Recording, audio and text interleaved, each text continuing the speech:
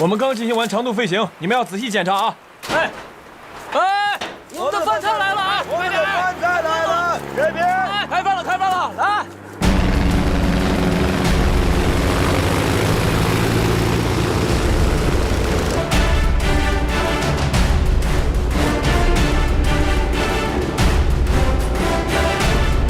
上海本部に連絡。爆撃の奇襲は成功した。はい。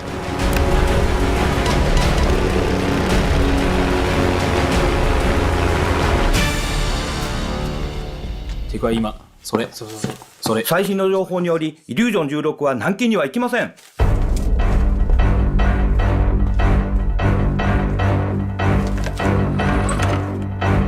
爆撃連隊に離陸させ、直ちに南京を攻撃せよ。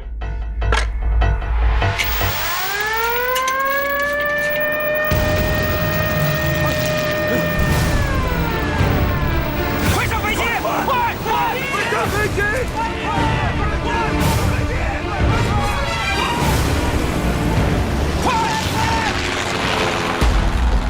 不要乱！不要降落！不要降落！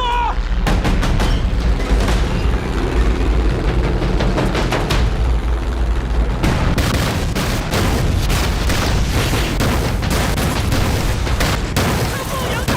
不要降落！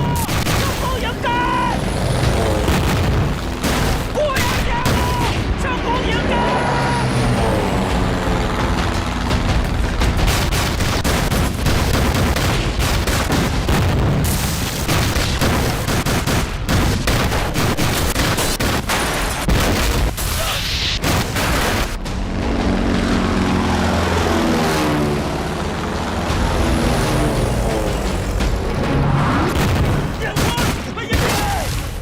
起飞！起飞！快！太危险了！你是苏联人，没有义务参加。今天我是中国人，我要参加。上飞机！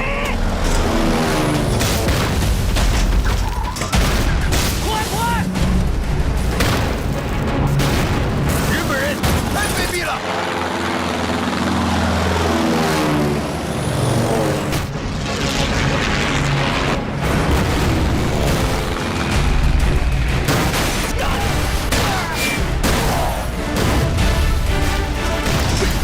快点！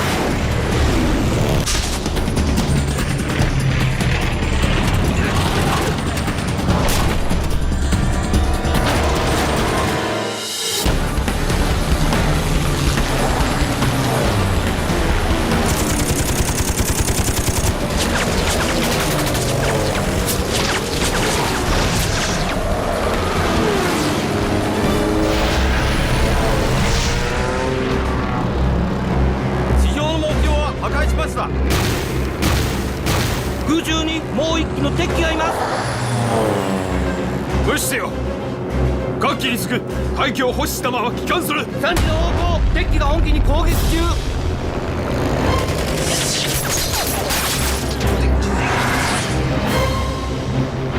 右エンジン出火。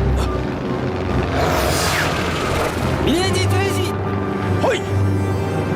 各機にすぐ本機は飛行レインを操縦、維持を離れる。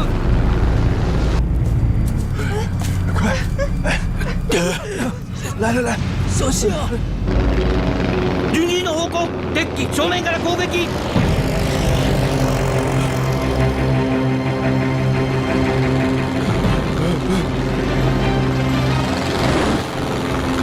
リア様本気が。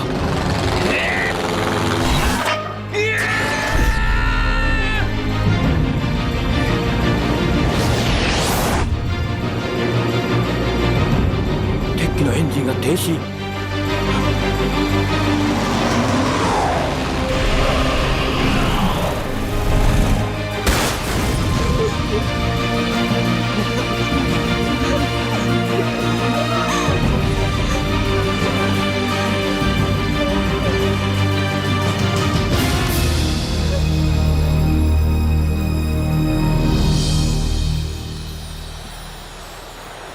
孟晓，你可是临危受命啊！南京我就交给你了。本人与所属部队誓与南京城共存亡。中华民国的首都，瞬间就要变成硝烟弥漫的战场了。作为一名将军，为保卫中华民国的首都，血洒疆场，值。保总，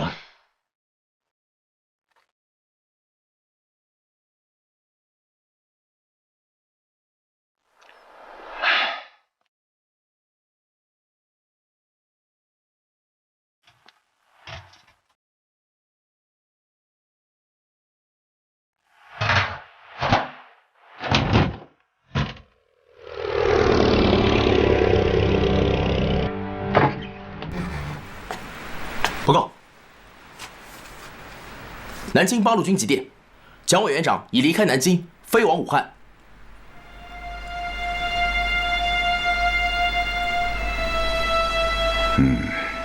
南京可就危险了，给他们回电，让他们密切注意局势的发展，随时报告。是。Чайканши просит поддержки Советского Союза. Не просто поддержки, а военной поддержки. Конечно, они просят военной поддержки. Но это значит, что Советский Союз должен вести туда свои войска. Хорошо, хорошо. Я хочу послушать, что скажут народные комиссары. А я считаю, что это и есть настоящая японская агрессия. Товарищ Сталин, я, как военный министр Дальневосточной Республики, полностью готов вместе с китайским народом вступить в боевые действия. Я знаю, что вы были военным советником в Китае. У вас даже было свое имя – Цянлы. Но я прошу вас не примешивать сюда личные чувства. Товарищ Сталин, с точки зрения дипломатии и международных отношений, вести войска представляется делом очень сложным. Дело в том, что Япония и Китай официально не объявляли войны. И тогда, если будут введены войска Красной Армии, этот ввод будет означать для других стран вооруженную агрессию Советского Союза. Все понятно. Но тут есть одно «но». Дело в том, что если Китай проиграет войну...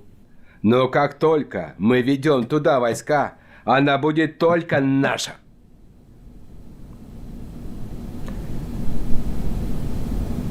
Я очень прошу, товарищи, вы должны понять, что наша цель – поддержать Китай в борьбе с японским агрессором. Поддержать, чтобы защитить и уберечь себя от нападения на Советский Союз. Но поддержать и только. Значит, мы можем поддержать только морально и материально Китай и не ввязываться в боевые действия. Мне кажется, мы должны довести до китайского правительства официальное мнение органов власти Советского Союза, что Советский Союз не может пока вести войска и участвовать в военных действиях. И еще, Клим, постарайся, чтобы наши люди, наши военные советники, наши летчики всегда ходили только в гражданской одежде. Без каких-то бы ни было знаков отличия. Не надо нам лишний раз дразнить Японию.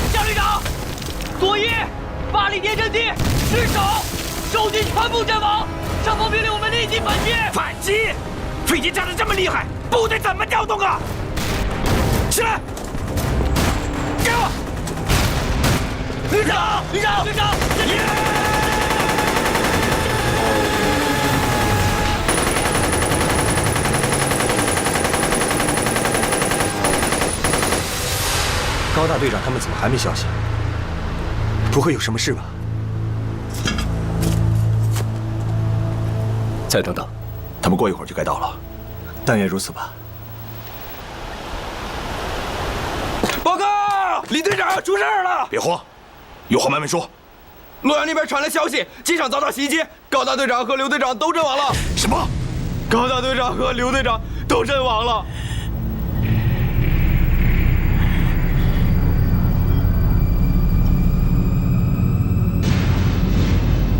我们没有援兵了。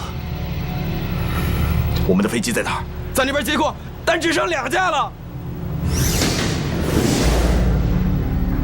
加油！装弹！走！快！帮忙！救命！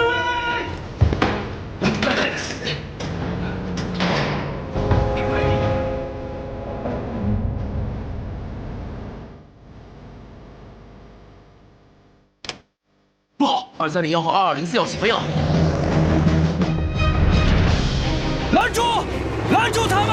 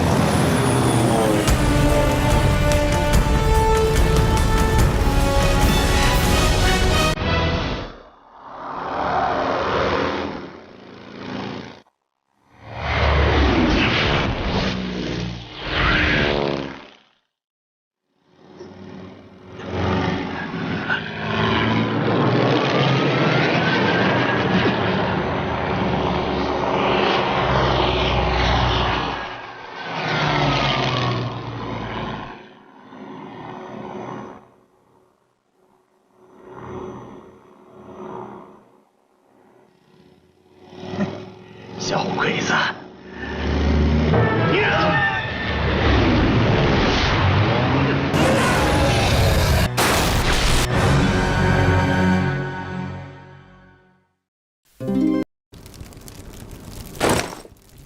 ！814空战以来的3个多月中，中日两国空军殊死搏击。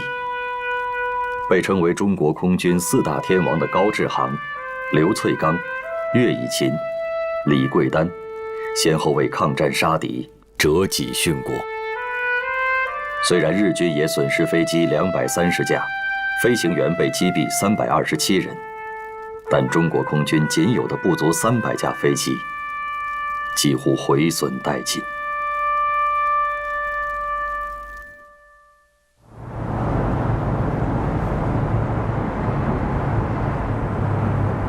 再战，不亡才见鬼呢！不能说蒋介石、毛泽东，你们主张抗战，那就是爱国；我汪兆铭主张和平，就是投降。无耻！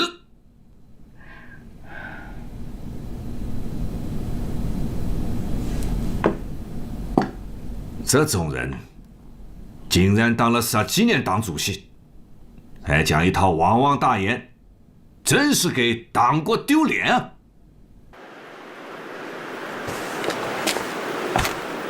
来，欢迎毛主席跟我们讲话。同志们好！毛主席好！毛主席好！毛主席好！毛主席好！纠队的同志们，你们成立了救亡室，这是一个不大的举动，但是它的意义很重大。我们要做的事情就是救亡。现在呀，在中国又出现了战则亡，祸则存的声音。投降的论调无论说的多么冠冕堂皇，其实质还是投降。这是敌人阴谋在抗战阵线内的反应。这种危机啊，是严重存在的，我们必须充分注意，不让亲日派得手其间。全国上下应该立刻放弃任何与日寇和平苟安的希望与估计，唯有坚持民族统一战线，抗战到底，坚决打倒日本帝国主义，才是全国人民现阶段唯一的总目标。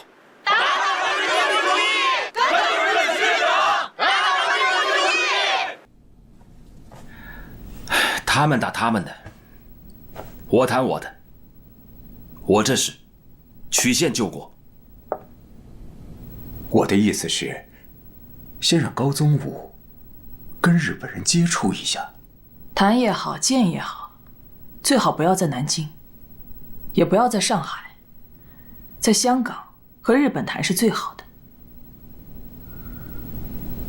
戴笠的耳目太多了，那就抓住这个机会去谈。我们向我国的腹地退却，是一种特殊的、间接的抵抗方式。这种战略战术，与其说是用我们自己的剑去消灭敌人，还不如说是我们给敌人制造的疲惫去拖垮了敌人。韦总说得好，这是克劳塞维茨《战争论》第2卷880页上所说。克劳塞维茨在《战争论》中说，一个防御者在一次失败以后，他退却的话，受到的损失要比主动退却大得多。毛主席，自从七七事变以来发生的每一次战役，都是被动退却吗？对啊，说的是，对，是。是。那是因为蒋介石虽然下了抗战的决心，但仍祈求与日本妥协与依赖国际裁决。这几次战役打下来啊，对于日军的消耗那是有的，可是呢，并没有挫败他们的锐气。但是有一个事实是，他们并不是势不可挡的，也不是不可战胜的。所以呢，我们现在要考虑的问题就是如何战胜他们的问题。12月5日，日军飞机一波接一波掠过南京上空，炸弹雨点般坠下，六朝古都笼罩在浓浓烟火之中，四下里都嘶鸣着空袭警报，到处都是逃窜的人群。数以万计的南京市民在轰炸中流离失所，只能涌进国际安全区去寻求庇护。喂，汤山镇遭到攻击，芜湖怎么样？是不是还在我们手里？喂，听到吗？什么情况？喂。柳川平助率领的中路日军已经抵达栖霞山、汤山、淳化一线的外围阵地。牛岛真雄和国旗登率领的南路日军进入芜湖，距离南京城下只有100多公里。狄州立兵率领的北路日军沿长江一路西来，直逼栖霞山。面对来势汹汹的3路日军，中国军队第74军防守南路，第66军防守中路，防守北路的则是第83军。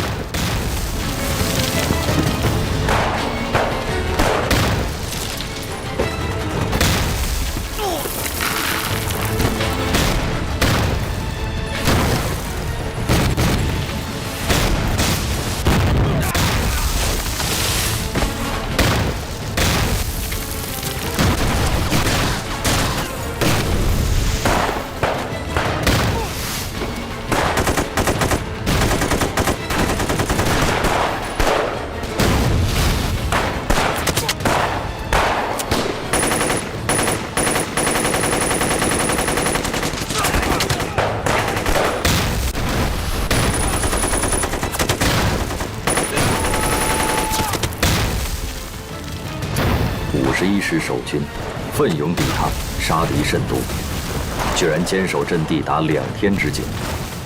由于没有后援兵力，该阵失守。南路日军第6师团占领牛首山后，主力向中华门推进；第9师团占领大校场机场后，向光华门、通济门推进。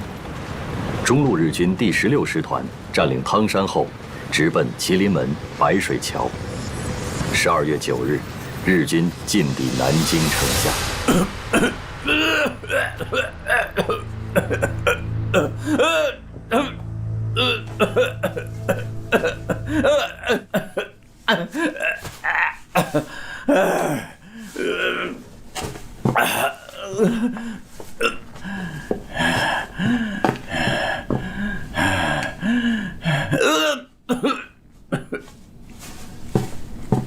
司令官殿。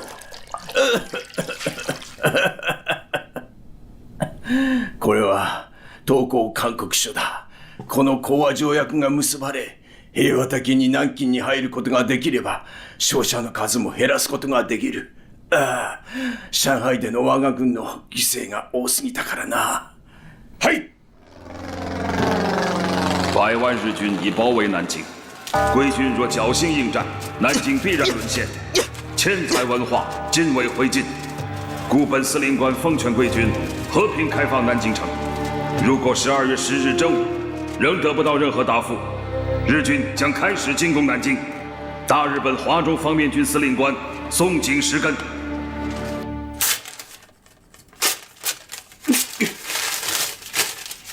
我既然向委员长立了军令状，就是松井石根站在我的面前，我也不投降。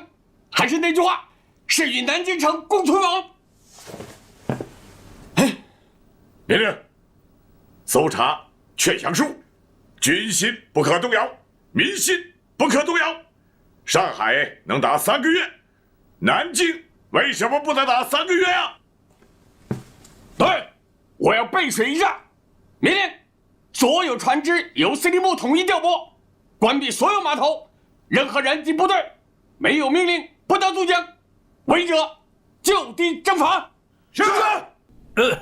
司令官殿、司令官殿、もし中国軍が投降を受け入れるならば、今双方の代表が中山門に着いたはずです。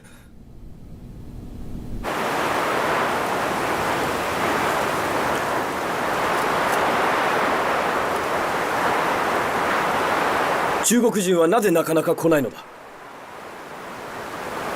待ちますか。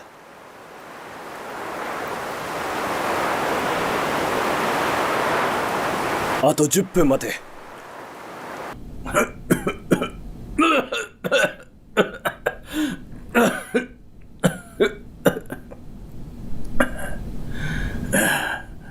司令官殿、知らせは参りません。もう1時間も過ぎております。司令官殿。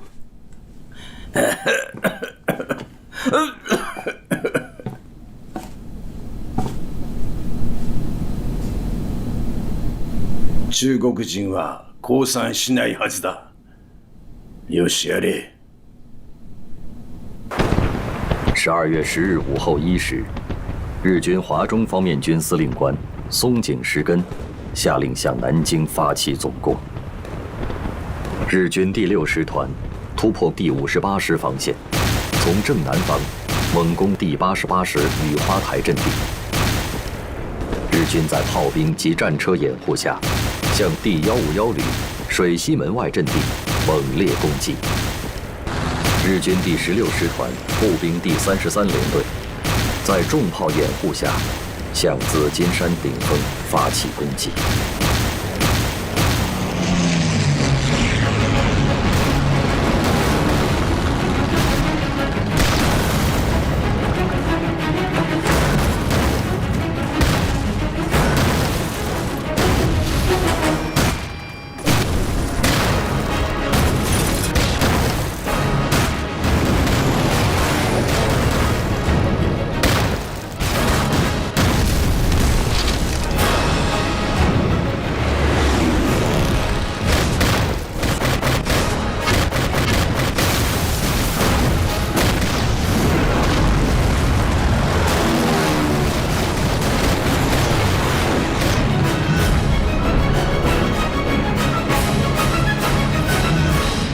司令官殿、第16師団は紫金山を猛攻撃中。本日中には占領できると思います。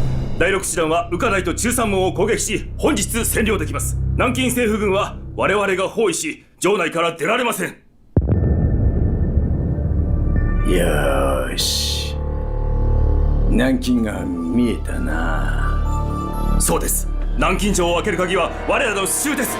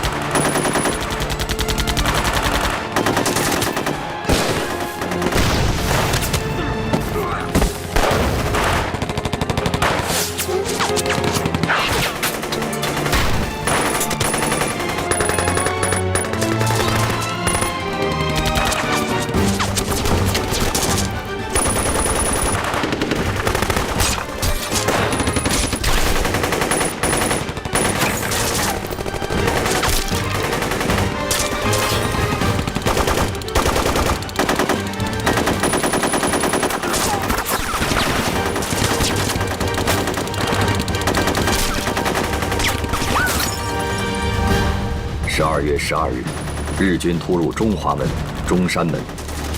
这一天，日军5个师团对南京城廓阵地以及南京城垣的攻击达到了疯狂的白热化程度。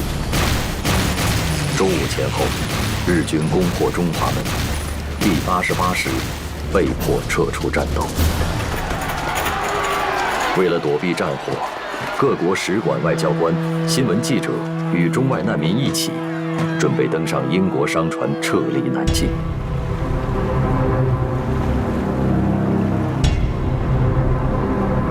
南京から逃げ出した難民船のようであります。難民？配送してきた軍隊ではないのか。南京の前線に連絡しましょうか。間に合うものか。砲兵に直ちに砲撃命令だ。南京から逃げ出す船は全て阻止せよ。大佐殿、この船は外国船のようです。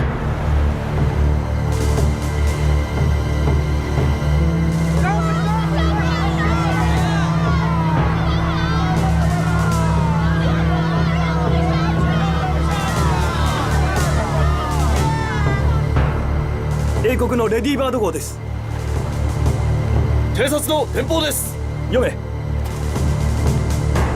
ウコと南京の中間に3隻のスタンダード石油会社の石油船と米国護衛艦パナイ号が停泊しております。砲兵に命じてレディーバード号を砲撃させ、航空隊に命じてパナイ号を攻撃撃沈させよ。大佐殿、これは米英の船です。下手すると国際的事件になります。満州事変、上海事変、北市事変、どれも我ら陸軍がやったんだ。一兵卒が大きな事件に関われるのだ。いいじゃないか。早くやれ。はい。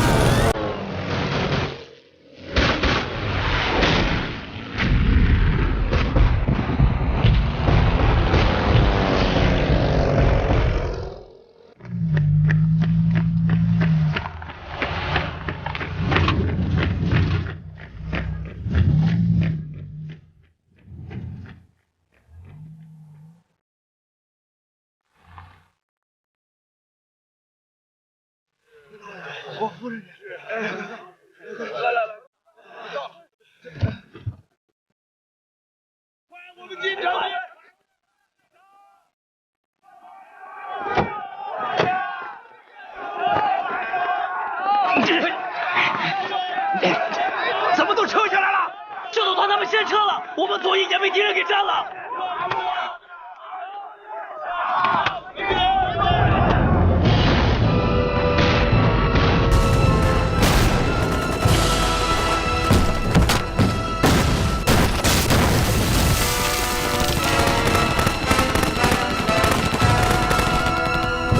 长官，司令部在哪？打散了，没有司令部了。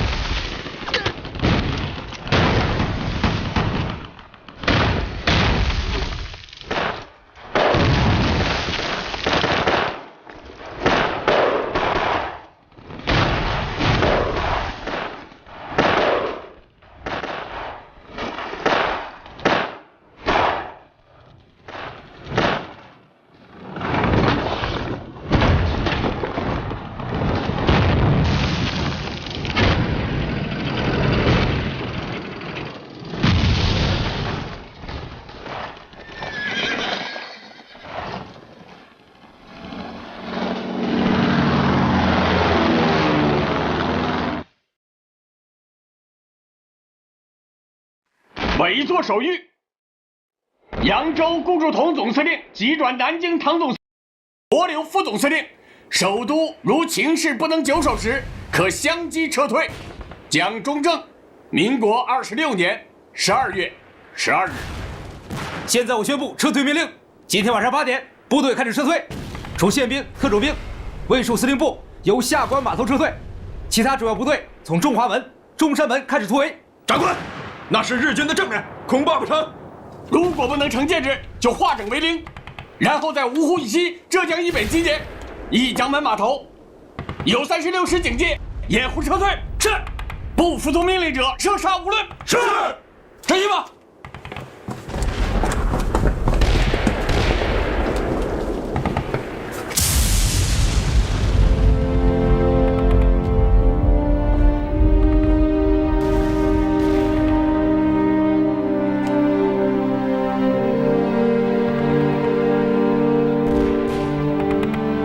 南京完了。日军相继占领水西门、通济门、光华门，南京各重要屏障相继失守。1937年12月13日，日军第6师团浩浩荡荡地涌进了早已在炮击中洞开的中华门，侵略者登上早已千疮百孔的古老城垣，金陵城头飘起了太阳旗。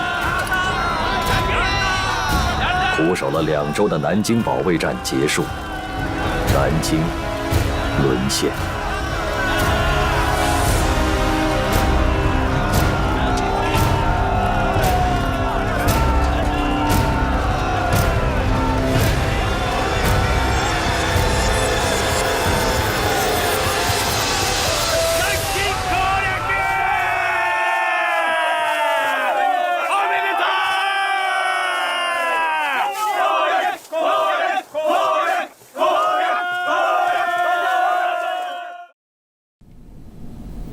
还有就是，日本方面又在原来6条的基础上，又增加了3条：一、放弃容共、抗日及反满政策；二、扩大华北、华中、内蒙的非武装地带；第三，承认内蒙古自治及华北特殊政权。并保证驻兵。那么现在一共是9条了。这些个条件是这些年日本未能得逞的老调调。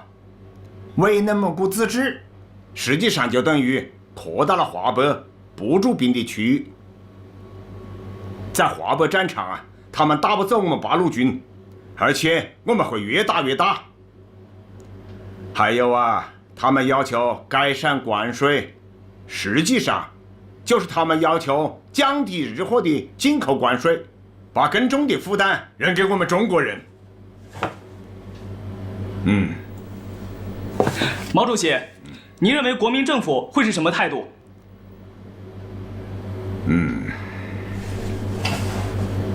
我估计啊，蒋介石先生不会同意这些条件的。可是汪精卫和他的团体虽自称低调，却一直与抗战高唱反调，大肆鼓吹战必败、和未必大乱的投降言论。我们共产党人一定要站出来，将这种亡国论狠狠地驳一驳。要告诉薄谷和恩来同志，一定要用上一切的力量，支持并鼓励蒋介石和国民党政府坚定抗战的决心。赵明，有大事了。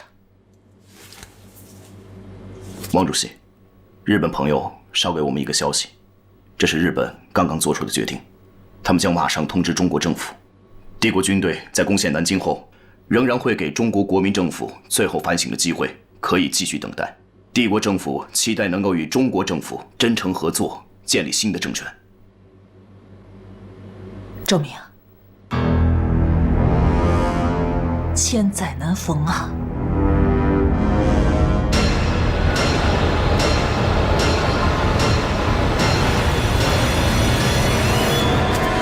俺の命令を伝え。入場次第捕虜全員を殺害せ。はっ。焼き捨て、一文字も残すな。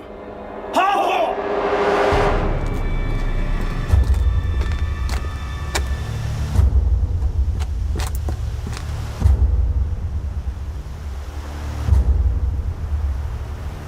城内に残った敵を粛清せよ。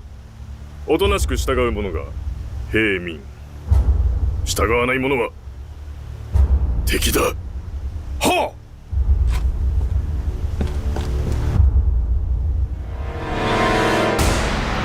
日本侵略军侵占南京后，在日本华中方面军司令官松井石根和第6师团师团长谷寿夫指挥下，在全城进行了40多天的血腥屠杀。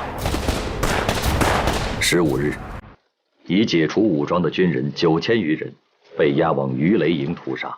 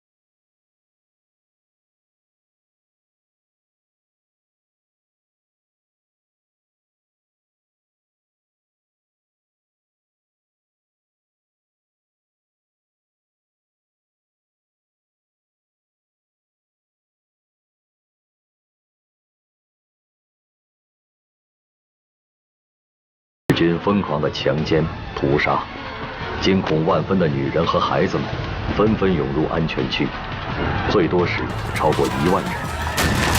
实际上，安全区对妇女来说，并非真正的安全之地。日军强行闯入安全区，到金陵女子学院，强奸妇女，抢劫钱财。在占领后的1个月中，南京市内就发生了2万起左右的强奸事件，连8、9岁的幼女和70多岁的老妪都不能幸免。许多妇女在惨遭蹂躏后，又惨遭杀害。日军暴行的高潮从1937年12月13日攻占南京开始，持续了6周。在大屠杀中，有30万以上的中国平民和战俘被日军杀害，约2万中国妇女遭日军奸淫。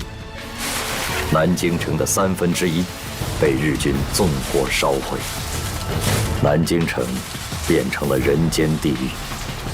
而这场惨绝人寰的大屠杀，成为了人类文明史上最黑暗的一页。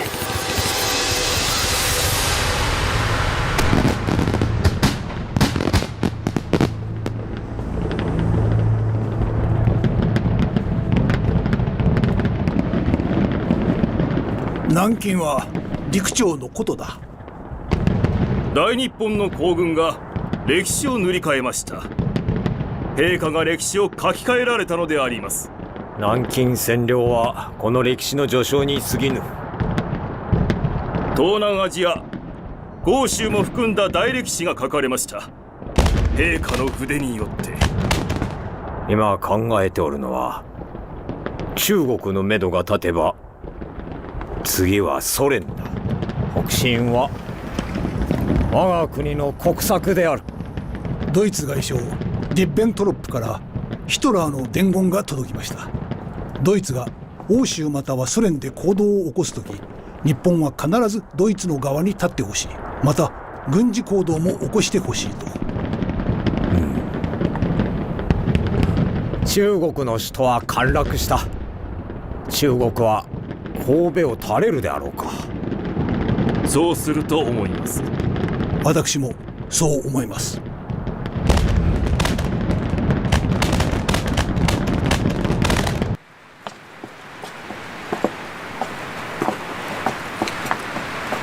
来来来，都把这个挂起来。是，这行吗？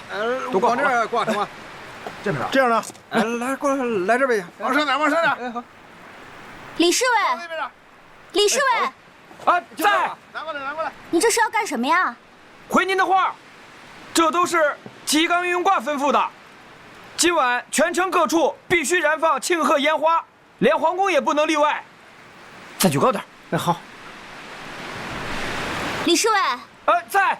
皇上怕吵闹，还是把他们拿远些放吧。是。赶紧的，快点，快点，赶紧拿走，拿走，别惊了皇上了。快点，这边。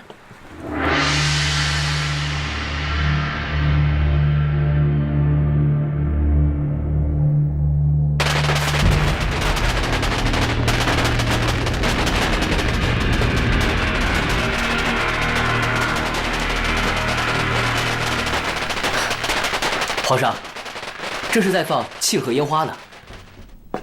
皇上，吉冈御用挂求见。请。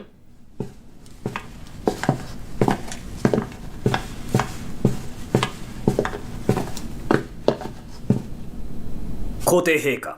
皇帝陛下。大日本皇軍が南京を陥落。これほどめでたいことはありませんので、皇帝陛下には明日、天照大神にお参りしていただきます。天照大神。我已经发去贺电了。祝電はすでに送りました。会場の準備はすでに済んでおり、儀式に参加いただく各界の方々や政府関係者への連絡もすでに済んでおります。Outrageous. I've got something much more shocking than this newspaper. Oh? This is a documentary film which is popular in the US recently. Mr. President. What is this about? You remember the Panay incident when the Japanese sank our warship that was evacuating civilians from Nanjing? The Japanese claim that their pilot mistook our warship for a Chinese warship. That's pure Japanese bullshit. This tape clearly shows the face of a Japanese pilot facing the eye-catching logo on our ship. This was a premeditated act. How dare the Japanese attack American vessels on the Yangtze River? But 300,000 people were massacred by the Japanese in Nanjing. We must take substantive action against them. Immediately lodge a protest against Japan. Tell them we expect a specific explanation about their actions. So for now, we just acquiesce to all their evil acts. I've always said war is a plague. Americans do not want to be involved in war. The Japanese make me nervous. The important thing now is the Japan market is critical to the American economy. So what do we do now? In order to maintain peace in the Far East, we may need to take substantive action, not just aid the Chinese morally. What shall we do? In the current situation, it's too early to take any action. When will America take the threat of Japan seriously? America is not ready for a war with Japan. As long as Japan does not act recklessly, I will take actions to minimize the risk.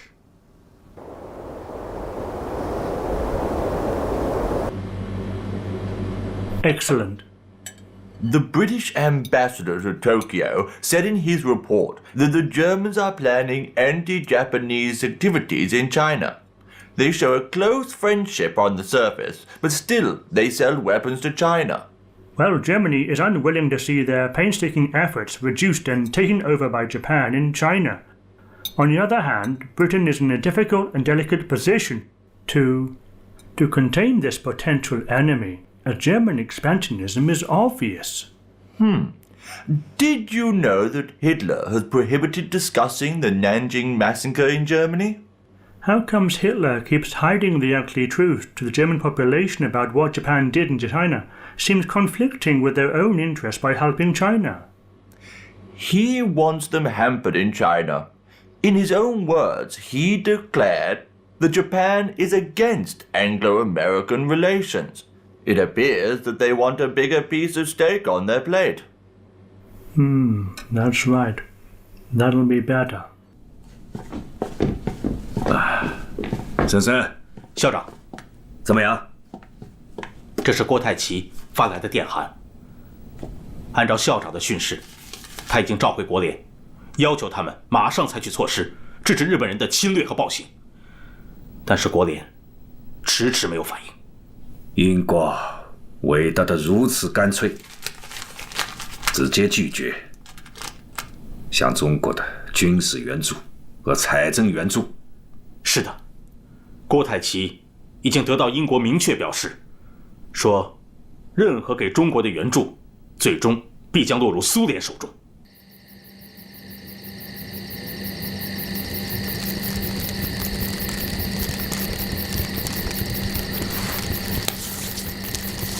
首先，我们要完成这次部队的集结。在叶挺和项英同志回来之前，有些工作我们可以先搞起来。好，我们虽然已经通知大家到皖南歙县来集中，但由于南方各地的红军游击队原先分散在8个省、14个地区、40多个县，再加上地方反动武装的层层阻挠，说实话，咱们部队集结起来真的是困难很大。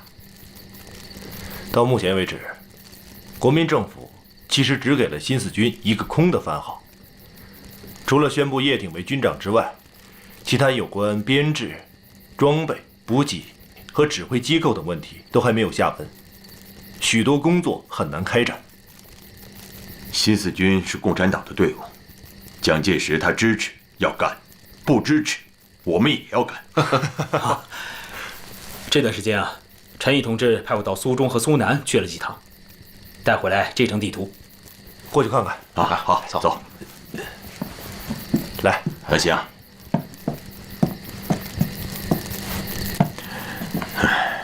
大家请看，这是苏南的茅山地区，它是一片起伏不大的丘陵，向外可以辐射到镇江、句容、丹阳和金坛。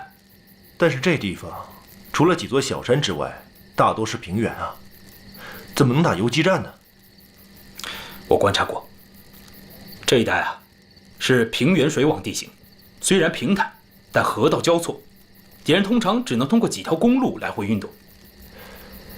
但是红军没有在平原打游击的经验，而且中央指示也是开展山地游击战，这件事是不是再考虑一下？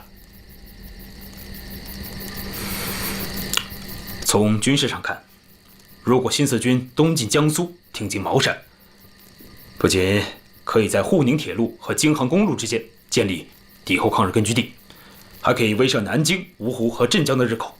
这无疑是在敌人的心脏插下了一把锋利的尖刀啊！说得好，东进，新四军一定要东进。我们要学会在平原开展游击战。因为只有这样，新四军才能真正成为共产党在南方的战略队伍。因为只有这样，我们才能打造一支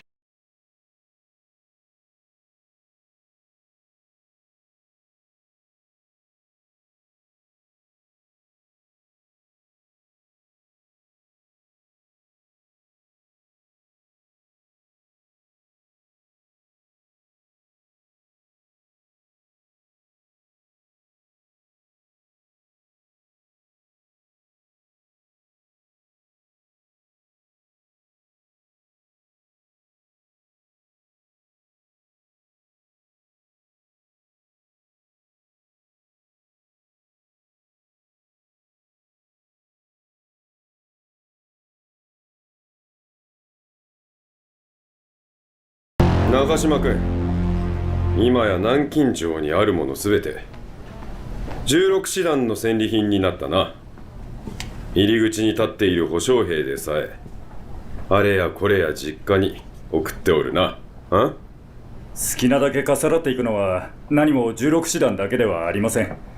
好奇心がありますから、これも戦場での真理というもの。気持ちはよくわかります。親王殿下、これは民国本の王陽明文集であります。なかなか面白いものかと。素晴らしいものだ。戦争で負けた側にとって所有権を無視されるのは辛いことだが、勝利した皇軍から見るとこれは決して戦場の道徳に反するものではないただ一部の英米人が南京におけるいわゆる大虐殺を批判しており、さらにいくつかの国際団体から日本政府に抗議の声が上がっている。これは我らの印象を傷つけるものである。シナ人などどうということもありません。シナ人への処置は言わず認めず広めずであります。分かっておればよい。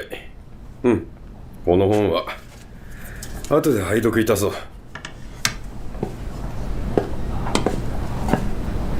それから橋本金太郎を探すのだ。あいつは人殺しに狂って大砲で長江に停泊している英国の軍艦も撃沈した。全く頭が痛いことをしたものだ私も奴の肝っ玉には逆に感心してしまいます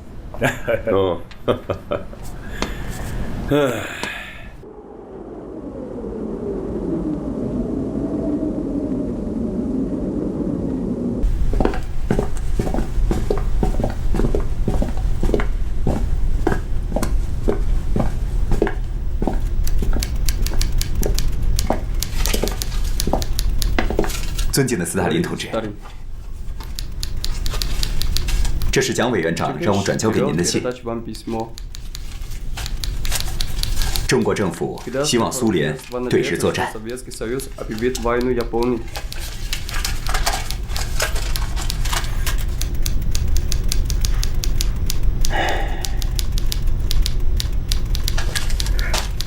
Говоря откровенно, для обеспечения безопасности на Дальнем Востоке хорошие отношения между Китаем и Советским Союзом очень важны. Советский Союз не может объявить войну Японии. Это поставит нас в невыгодное положение на международной арене.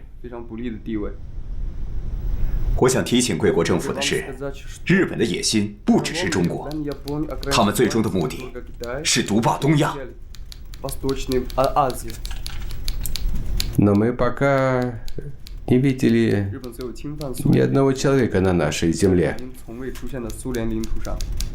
自打抗战以来，你们的支援给了我们人民最大的鼓舞，所以希望贵国再次对我国增加5000万美金的借款。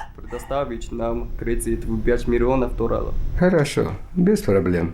Мы перечислим вам необходимую сумму, чтобы вы могли купить военную технику. Но постоянно надеяться на помощь извне не стоит. Вам нужно самим развивать свою военную промышленность. 我代表中国人民对苏联的援助表示感谢。另外，我想就中国新建铁路问题与您协商，希望苏联能够帮助中国建成一条贯穿新疆的铁路线。Нет. Вы должны построить в первую очередь военную промышленность. Можем оказать вам техническую поддержку, дать вам инструкторов. 我会把您所说的话如实的汇报给国民政府，中国也会在贵国的支持下奋勇抗战，竭尽全力。谢谢。До свидания, товарищ. 告辞了。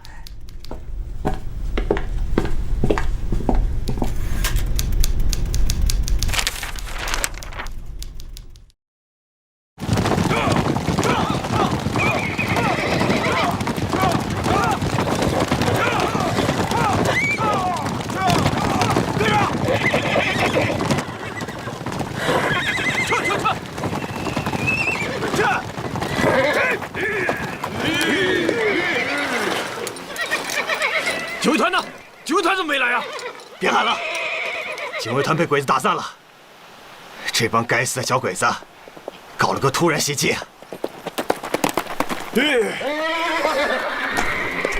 报告，前面的汾河渡口已经被日军堵死了，我们无路可退了，长官。别慌，慌什么？一直往那个方向，穿过几条山梁，到山里面就安全了。长官，那边可是八路军的地盘啊！现在管什么8路9路的？走，赶紧撤！干嘛？撤！快撤！快撤！地图不能丢，电台也不能丢！快！喂，你们还背着那医院干什么？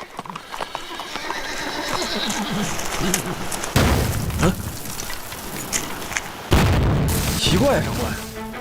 好像是有人在替我们阻击日军。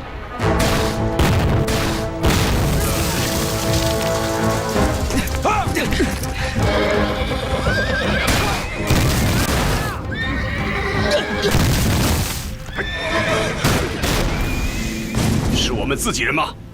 听枪声，没有重武器，应该是8路。哦，这支部队素质不错。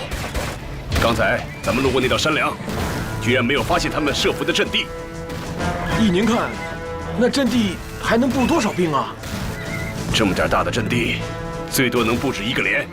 1个连？那可撑不了多久了。长官，咱们还是赶紧撤吧，您的安全要紧啊。走。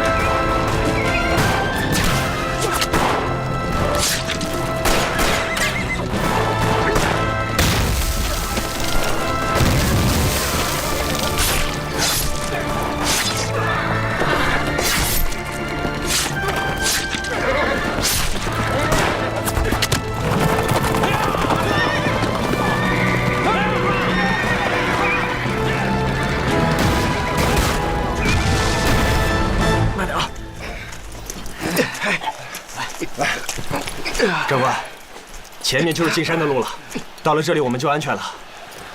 让弟兄们休息会儿吧。休息会儿。好，兄弟们，原地休息，歇会儿。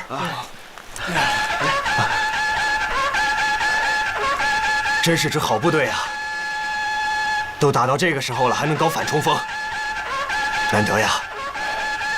估计也拼得差不多了。这个连呢，完了。啊，去查查，那是谁的部队？我要嘉奖他们。长官，你看，那边有情况，有人来了。望远镜。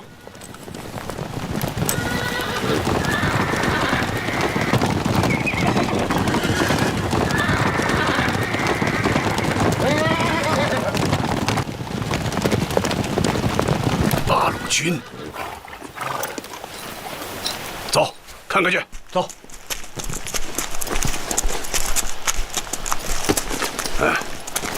好样的！八路军115师686团312连长王永禄向你报告，我连奉命实施阻击掩护，现已完成任务。这是你们遗留的马，还有那些包裹。啊，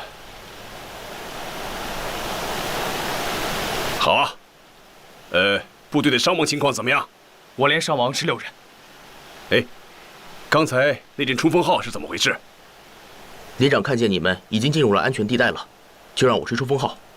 冲锋号一响，大家一起喊杀。鬼子以为我们要冲锋了，赶紧退下去开炮。他们不会想到，等他们的炮弹落到阵地上的时候，我们早就已经撤出了山头。这是游击战术，我们人少，装备差，对付鬼子也只好用这种办法。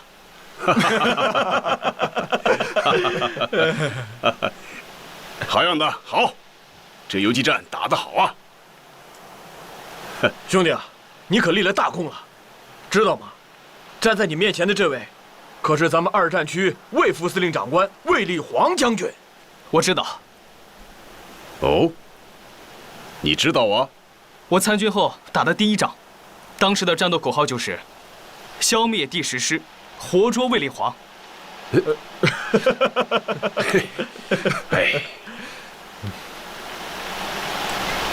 那一仗，我的2个哥哥都牺牲了，可惜没能抓住你。当年你想抓我，现在又为什么愿意救我呢？当年我们打你，是因为你进犯红色苏区；今天救你，是因为我们执行党的抗日统一战线。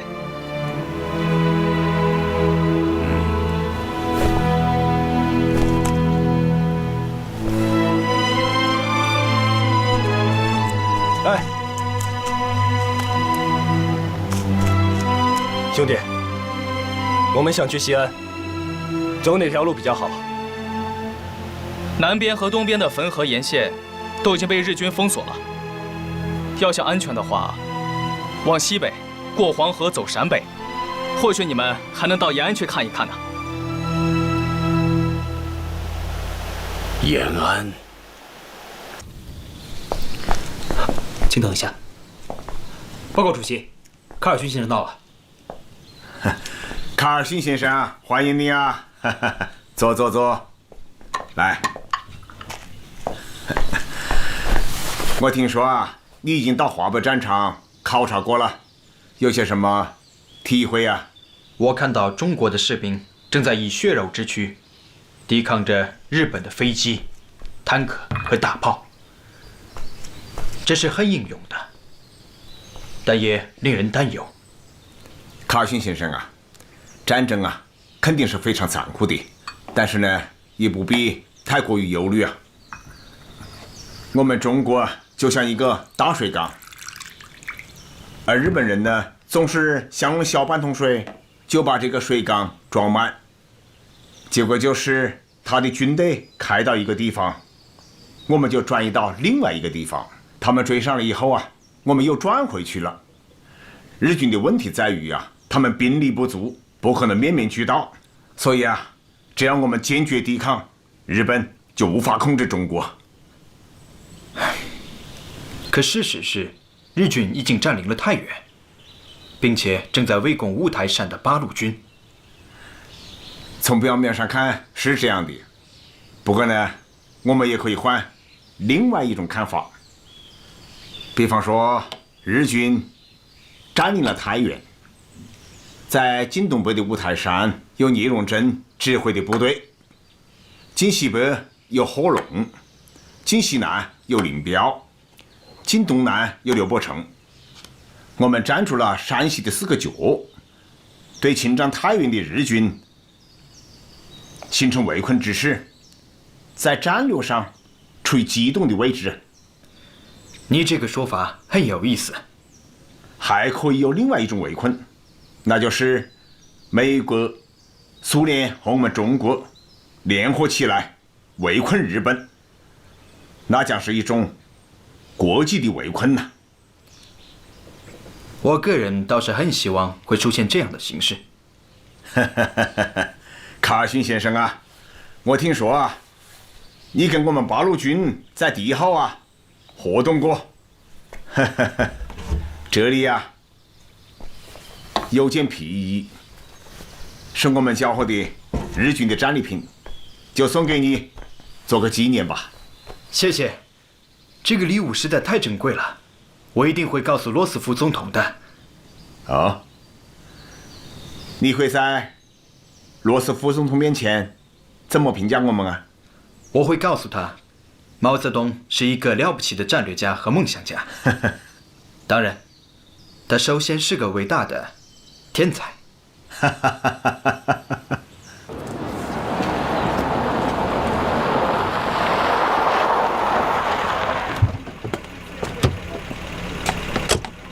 哎，可农啊，孙夫人怎么样？孙夫人已到香港，一路上由李兰同志全权负责，行程十分安全。很好，转告廖承志同志和香港办事处的全体同志，保护宋先生的安全是他们最重要的工作。是，李兰同志还说，宋先生准备在香港成立保卫中国同盟，我们全力支持他。好。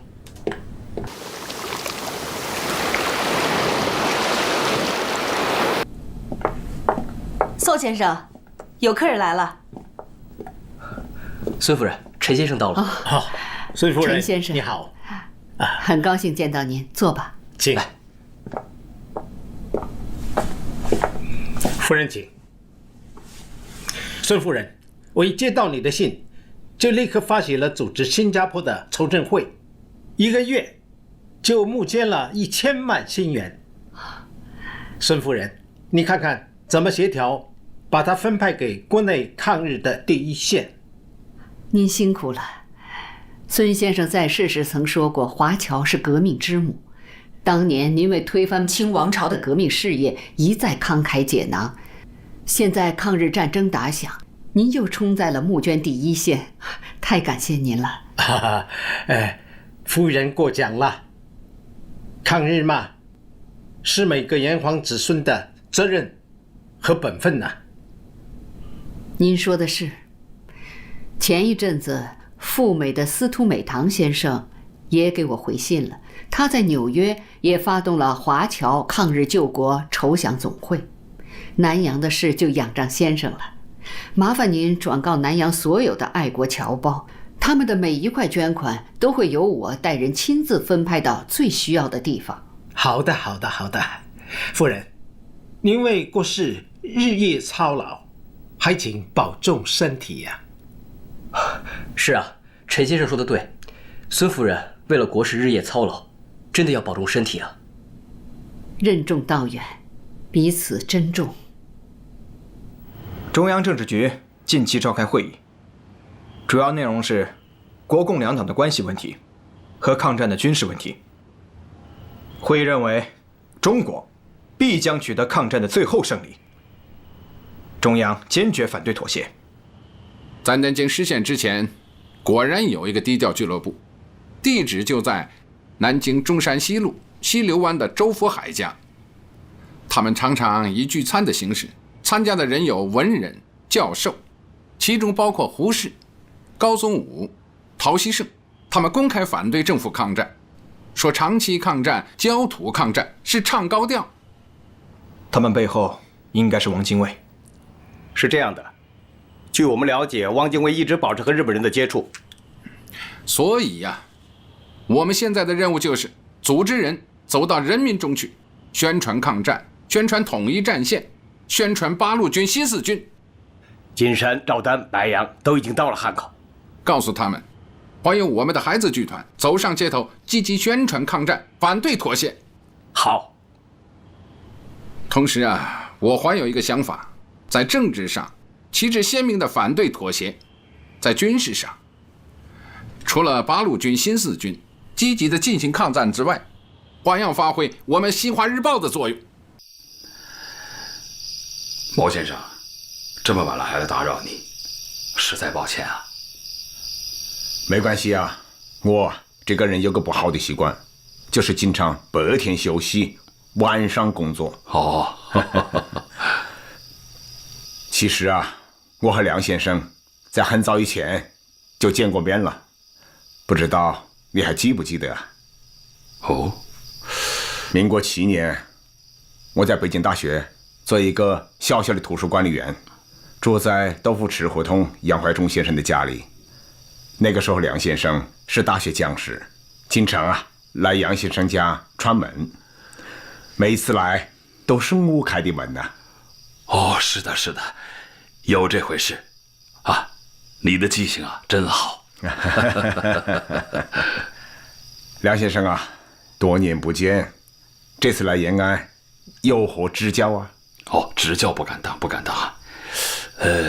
这次来延安呢，我完全是抱着讨教的态度的。老实说，我对目前抗战的情况是非常的失望。战场上，中国军队节节败退，政府里上上下下缺乏信心，社会各界的情绪也十分的悲观。我担心呢，如此下去，中国的前途何在？中国会灭亡吗？梁先生啊，大可不必悲观，中国不会灭亡，毛先生何以如此肯定？对于战争问题，首先要分析双方的特点。日本啊，它的优势是其军事力量强大，而它的弱势呢，就是人力物力不足。最重要的是啊，他们战争的性质是反动的，在国际上处于不利的地位。反之呢，中国的军事力量较弱，但是我们的战争是正义的，可以得到国际社会的帮助和支持，并且我们还具有大国的条件，可以支持长期的战争。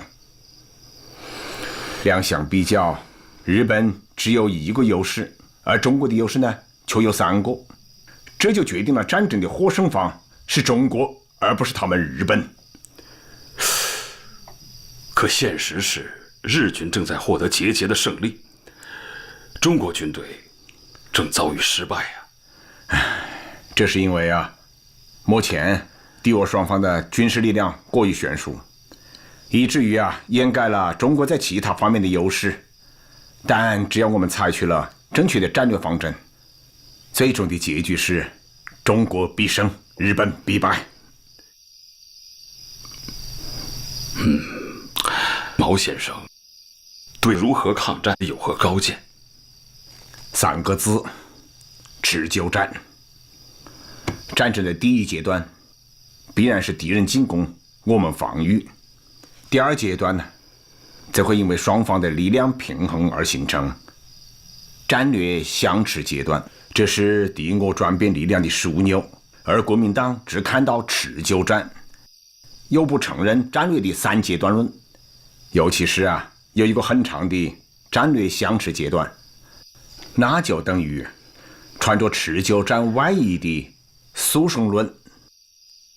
而第3个阶段将是我们发起战略反攻，迫使敌人撤退。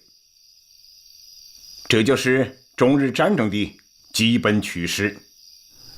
这么说，中国不会灭亡，但是也不能迅速获胜。对，不能速胜。在战略相持阶段，共产党及其领导的敌后军民的游击战将上升为主要作战形式。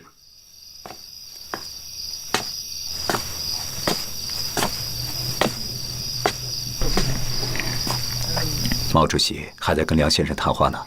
是啊，他们已经谈了4个多小时了。是吗？你这样，赶紧叫炊事班，给他们送点夜宵过去，去吧。是。可你说的游击战，究竟算是进攻呢，还是防御？是辅助的进攻，也是积极的防御。因为抗日战争的本质就是一场消耗战，而游击战则恰好是消耗敌人保存自己的最好手段。主席，工作这么久了，吃点东西吧。好，放下放下。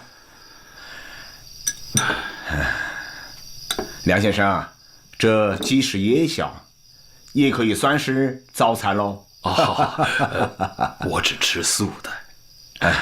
素的全都是素的，我们可是同一战线嘛。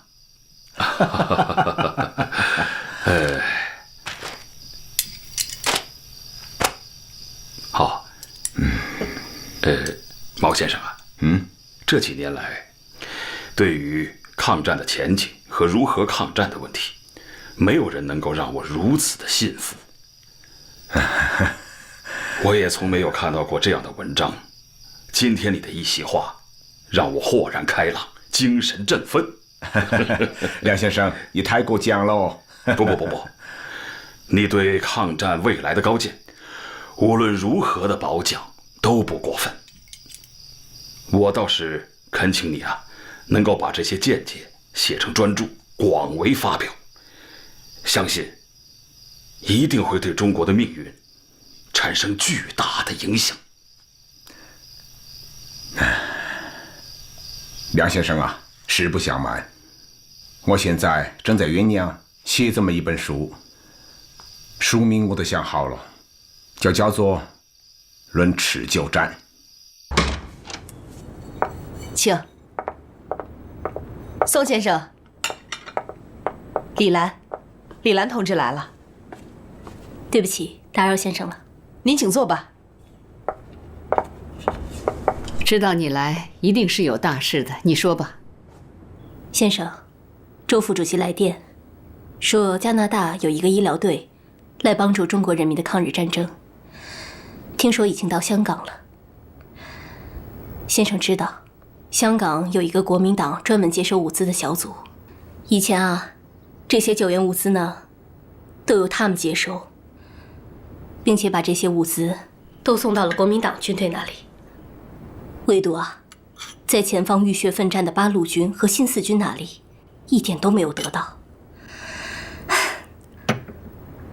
好在这个医疗队带来了一些先进的物资和先进的医疗器械，更关键的是，还有一位非常出色的外科医生。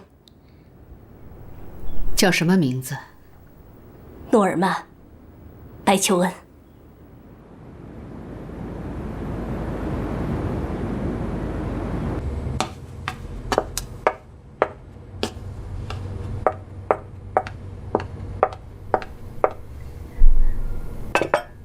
Thank you. Please, cheers. Cheers. Thank you. Cheers. Thank you all. Welcome to China, communists from Canada. Thank you. I'm surprised you know so much about me. You just came back from Canada from Spain, but you've paid attention to the war against aggression in China for a long time. That was 1931. The Japanese had just invaded China. Thank you. I didn't know much about China then. I can tell you more. Chinese are fighting. Just like the Spanish and all the other anti-fascist soldiers. I could introduce you to fight with the real soldiers if you want. It's a deal. I'll ask my trusted fellow to take care of you. Oh, I am very independent. I don't need any special treatment, thank you. Take it easy. It's not a special treatment. She is a communist, a Chinese communist. Oh? Welcome to join such a sacred war. Please tell your friends. Chinese will be the victor. Yes. The chopsticks are held like this. You see it? Yes. Yes. Oh. That's it. It's wonderful. Delicious. Absolutely delicious. Yes. Really tasty. It's nice. Yeah. Please enjoy yourself. Thank you. 苏先生。这是杨虎城将军。孙夫人好。请坐，请坐吧。孙夫人请。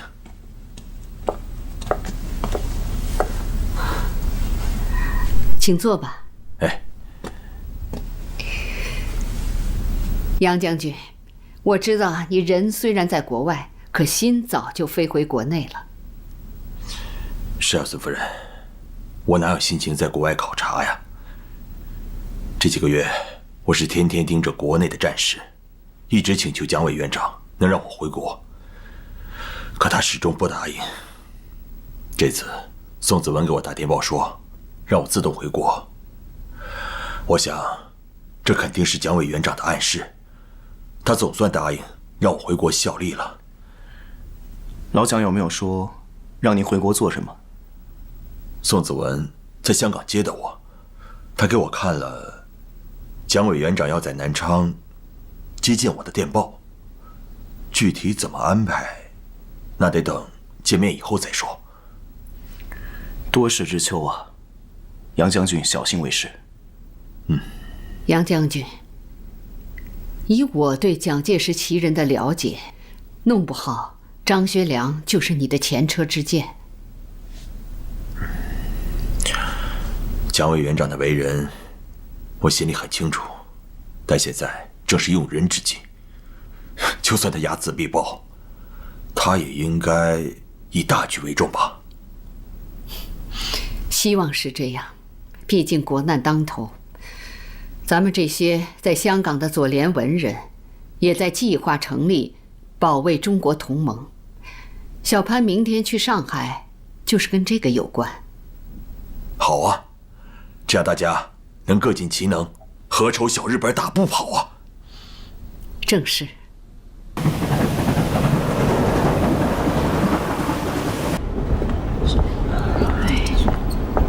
谢谢。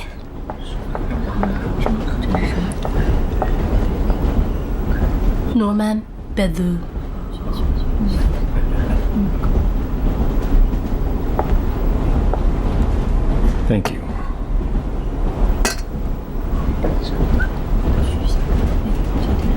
What are you looking for? Where are we?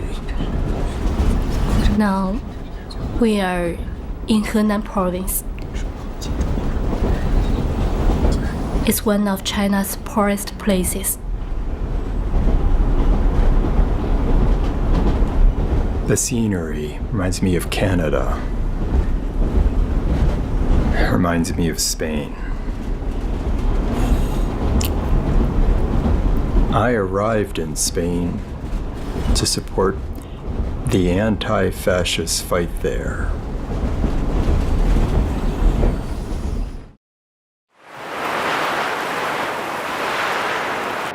首都沦陷了，国民党也一直在溃败，全国上下一片亡国论调，在国民政府里，在国际上到处都存在。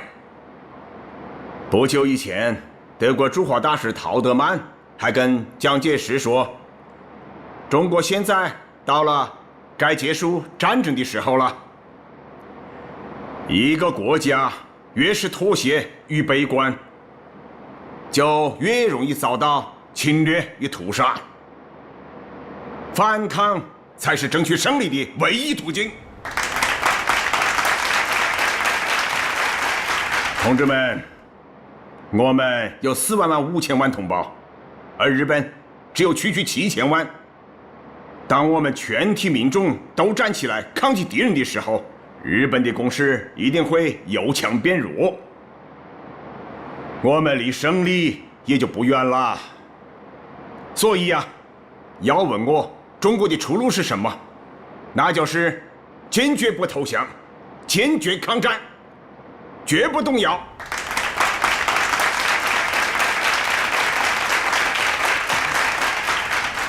同学们，今天的会呀，就到此结束了，散会。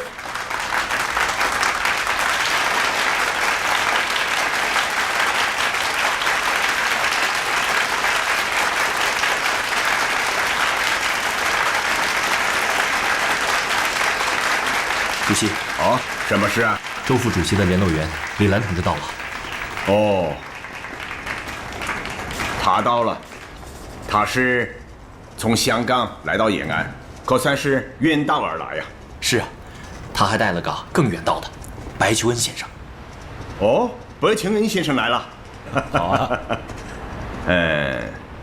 戴元同志啊，我看天不太好，可能会下雪，要不把他带到我的窑洞里来？是。